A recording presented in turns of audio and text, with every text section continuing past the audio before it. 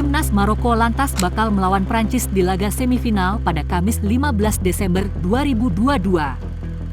Laju Timnas Maroko di Piala Dunia 2022 mengejutkan mata dunia. Mereka berhasil mencetak sejarah sebagai tim Afrika yang paling jauh melaju pada sejarah kontestasi Piala Dunia. Akankah Prancis berhasil mereka tundukkan, sehingga Timnas Maroko menginjakkan kaki mereka ke final Piala Dunia 2022?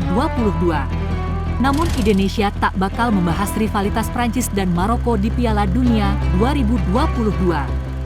Tapi tahukah Anda bahwa Maroko pernah menjadi negara dijajah Prancis pada masa lampau sekira 1844? Indonesia Channel bakal mengingatkan kembali jejak Prancis yang pernah menjajah Maroko.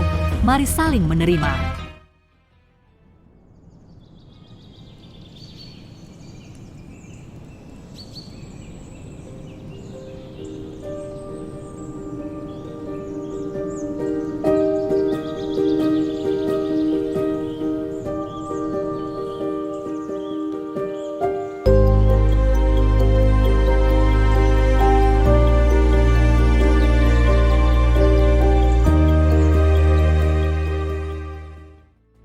Pendudukan ini bermula dari krisis politik paling sulit di Maroko akibat dukungan Kekaisaran Sherifian terhadap Emir Abdul El-Kader dari Aljazair. Krisis itu memicu intervensi militer oleh Prancis di Maroko pada 1844, disusul Spanyol pada 1859-1860.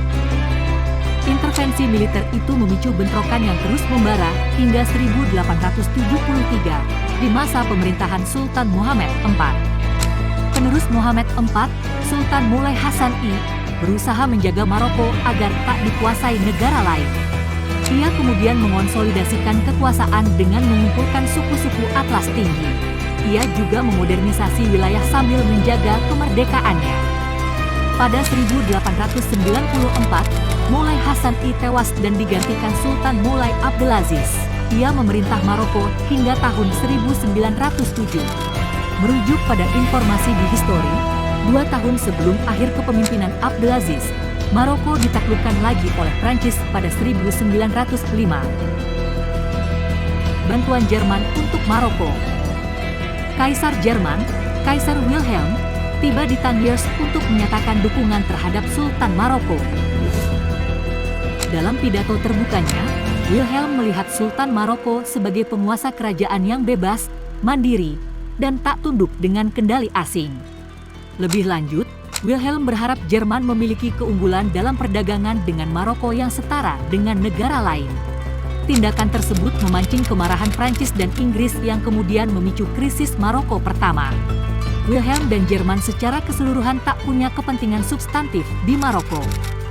Kehadiran Wilhelm hanya untuk mengacaukan perjanjian antara Inggris-Prancis atau Entente Cordiale. Entente Cordiale sebenarnya bukan cerminan aliansi untuk melawan Jerman, melainkan solusi persaingan imperialis Inggris dan Prancis di Afrika Utara. Menurut ketentuan aturan ini, Inggris bisa mendapat kepentingannya di Mesir, sementara Prancis bebas memperluas kekuasaan dari Aljazair hingga Maroko. Pada Januari 1906, konferensi internasional digelar di Algeciras, Spanyol, untuk membuat perjanjian soal Maroko.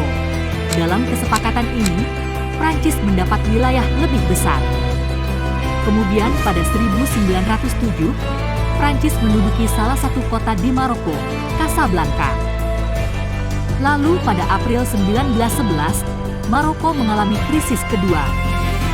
Ketika itu, Prancis mengerahkan pasukan besar-besaran ke kota Fes, memicu krisis Agadir. Di tahun yang sama, pihak berwenang Prancis mengklaim suku pemberontak melakukan perlawanan di Maroko. Tindakan itu dianggap berbahaya bagi Fes. Namun, Jerman menuding Prancis mengubarkan pemberontakan suku untuk menciptakan alasan agar bisa menduduki Maroko. Bagaimana menurut kalian?